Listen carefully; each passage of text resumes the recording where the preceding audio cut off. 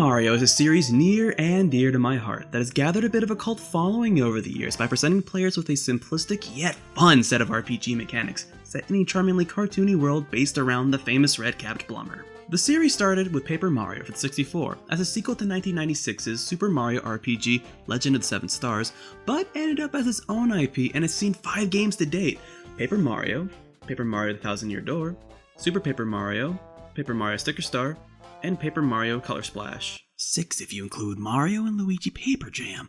But who's counting? Me, that's who's counting. And I count them that way because they're more of Mario and Luigi games rather than Paper Mario games. Just saying. The first 2 games are seen as the poster children of the franchise, and there's love to be found for the third one, but the internet has different feelings about the last 2. However, I'm not really here to talk about that, so let's just put the last 3 games into a nice little box and just focus on the cream of the crop. You see, the general consensus is that the Thousand Year Door is the superior of the 2 games, but I don't feel that way. So using the power of too much free time and outdated 14-year-old opinions, I'm going to tell you why Paper Mario 64 is better than the Thousand Year Door. Let's start with what makes both of these games so great. They both employ 2 of what I consider to be some of the golden aspects of gaming. 1, it creates a sense of progression in the player, and 2, it plays on the gamer's expectations. These 2 aspects are intertwined throughout the entirety of both games, from its combat system to its story and its overall aesthetic, creating a gaming experience that really stands out. Simplicity is a major tool that Paper Mario uses to highlight these 2 aspects, such as subverting the typical power explosion one normally experiences in turn-based RPGs like in the Final Fantasy series. Step aside, Limit Breaker 9999 damage supreme attack. I'll be happy just to get in 5 damage. That's right, even in the endgame, you're likely to rarely, if ever, hit that double-digit damage. This is made possible by the game asking the player not just to rely on attack power, but rather to focus on figuring out which attacks in your arsenal are going to work in which situation. Is your opponent spiky? Well, it'll hurt you or your companion if you touch him, so you better use a range attack, or a more defensive attack such as your hammer. What if your enemy's on fire? A water-based attack should do extra damage, or even stun them. You're expected to ask yourself, how can I land damage, rather than how much damage can I land? To complement this combat system, progression is awarded not through boosts to attack power, but rather through new attacks, whether it comes from equipping a new badge, recruiting a new ally, or finding a star at the end of a chapter. This form of combat encourages you to try all sorts of abilities in multiple situations to see how you are best able to manage your mana, or in this series flower points, and other resources throughout the game. Then the game adds on a layer of interactivity with combat by adding in input commands that make your attacks stronger or your defenses better depending on your timing. This change in the RPG formula is a fantastic one that keeps you on your toes during combat, as you never know what kind of fight pattern the next type of enemy will have, and as you progress through the game, not only will you become stronger through the arsenal you acquire, but you will also become stronger due to the knowledge you gather about certain types of enemies and their inherent weaknesses.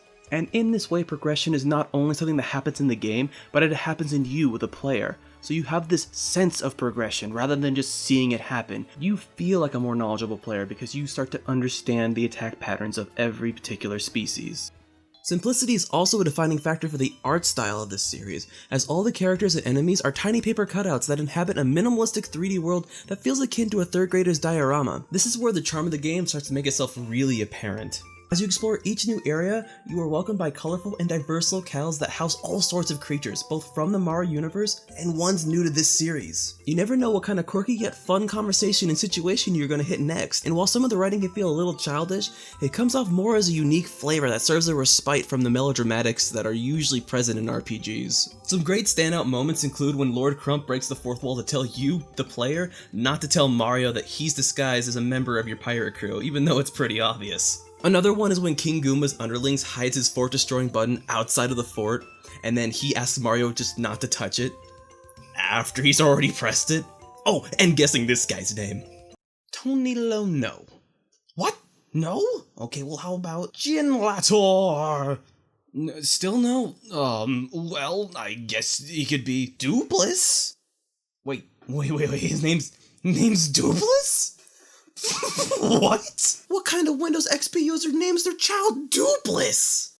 Okay, enough of the similarities between these 2. Let's dive into differences and what each game has to offer on its own. Paper Mario the Thousand Year Door serves as a natural okay. Paper Mario the Thousand Year Door serves as a Paper Mario the Thousand... Mamma mia! Paper? Oh! Paper the Thousand Door doesn't... Yeah, so unfortunately my copy of Paper Mario the Thousand Year Door sorta doesn't work anymore. So most of the video footage you're gonna see in this video is actually from an emulator. Whoopsie daisy! Paper Mario the Thousand Year Door serves as a natural evolution for the franchise in terms of combat, as it adds new mechanics such as giving your companion a health bar, enabling them to take a couple of hits before going down, which also enables them to act as a tank for you. Then there's also the addition of a stage and audience during your combat encounters that interfere with your fight in various ways, such as throwing rocks at you, or giving you more special ability points during input commands, making combat more frantic and unpredictable. Straight up, Paper Mario the Thousand Year Door has the better combat system, there is no doubt about that, and is why so many people prefer this one over its older brother. But not as all for the better in this land of cardboard and mushrooms. Level design. Oh, the level design in these games are so different. Oh, where to start? This one. Paper Mario 64's level design tries to instill a sense of adventure and exploration by giving players areas that interweave into themselves, with puzzles mixed in at regular intervals, so you always feel like you're doing something new. Chapter 2's Dry Desert has you scouring a huge desert for a secret ancient temple by using a magic crystal, while Chapter 5's Jade Jungle puts you against a devious jungle with all sorts of traps and hidden enemies that asks you to venture through its twisting paths in order to save baby Yoshis. Overall, some good stuff. Nothing groundbreaking or genre-defining, but never boring either. The Thousand Year Door, on the other hand... Most levels just end up being different colors of corridors that rarely stretch out of a linear format. This isn't too bad at first, as you might think there's just some simpler level design to open up the game, similar to Paper Mario 64's Goomba Road, and then it hits you with one of the best levels out of both games, Glitzville, which changes the entire pace of the game into a tournament arc straight out of an anime, mixed together with a beautiful mystery subplot in the background. Oh, I love this level. After every fight in this chapter, you're able to heal back to full, which means every fight is made harder than your typical encounter. And to progress through the ranks of the Colosseum, you are required to limit your actions in random ways, such as not allowing your partner to attack or refrain from using jump techniques. This means instead of focusing on the 3 corridors and outside area that make up about 80% of the level, you get to focus on the combat, which, as I said before, is one of the Thousand Year Door's highlights. And on top of that, as you climb the ranks of the Colosseum, you also gain popularity and you see the level change with your posters becoming more frequent and replacing your competitors. NPCs will also have different dialogue, recognizing you as the new rising star, giving you a sense of, well, progression. In fact, my only problem with this entire level is the resolution of the mystery subplot, where this guy just randomly pops out of the crystal star. And the fact that his name is Prince Mush.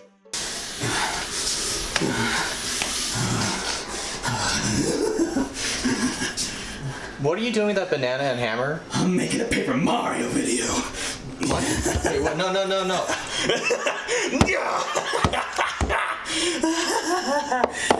And you will be our prince. But why?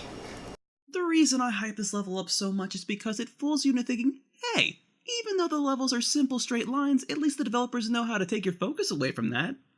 And then the game forgets this idea and shines a spotlight on it in the next level. Creepy Steeple starts off in a small town, which then funnels you to a literal singular hallway through the outskirts of town and through a super spooky forest, leading to a mansion. The mansion itself consists of 3 hallways and a small basement segment. Then you fight a KKK member Who forgot to put the party hat on the inside of his bedsheet.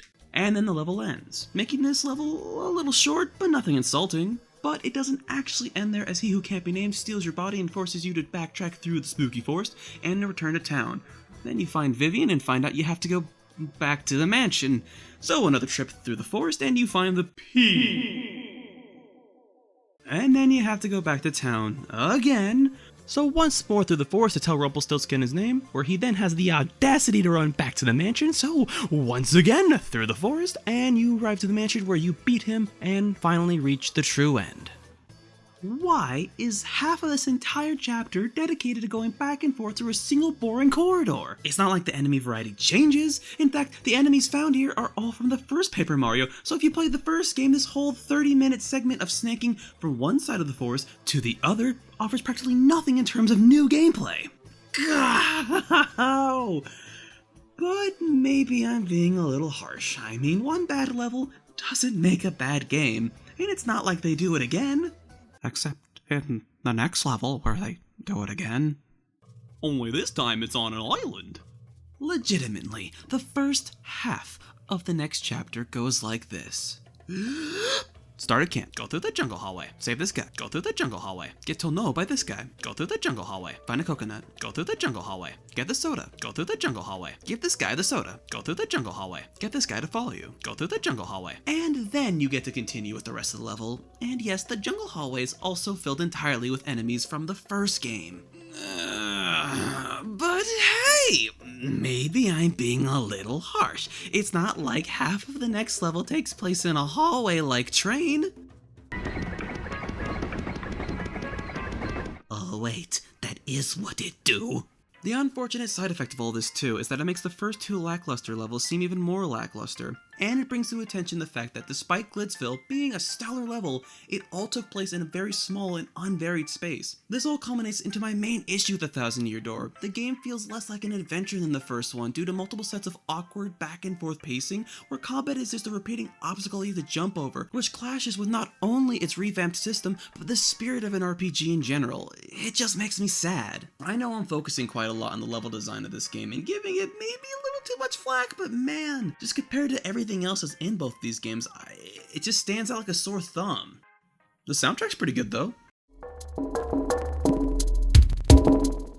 In fact, I think both soundtracks are rather fitting to their respective games. The Thousand Year Door soundtrack is more energetic to complement its faster-paced, intense combat and arcadey level design, while Paper Mario 64's soundtrack holds some slower and more somber tracks to comfort you as you explore the larger environments. Some standouts are 64's Jade Jungle theme,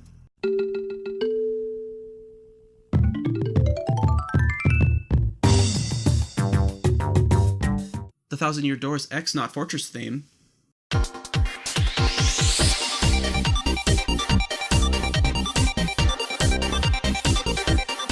'64's General Guy's March,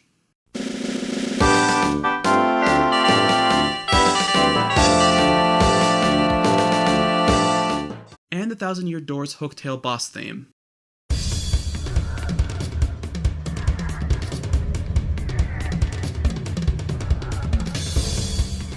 The only track I specifically dislike is the Thousand Year Door's Rogueport theme, as I feel it doesn't match the thematic of a crime-infested city.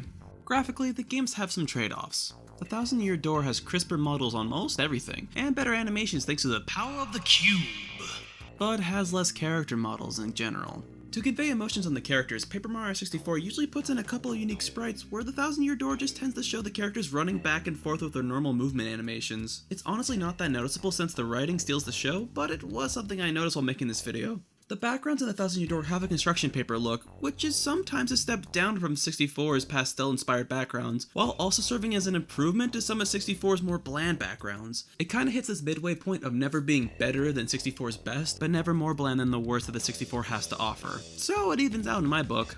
Two other ways the Thousand Year Door flexes the cube's unmatched power is by flooding the screen with tons of the same model, and it does this a lot. The other way is how some larger bosses are made to look like a 3D cardboard construction. Both of these graphical flexes are cool, but don't add much to the game in the end, and just sort of feels like the developers trying to see what the engine can do, rather than what can improve the game.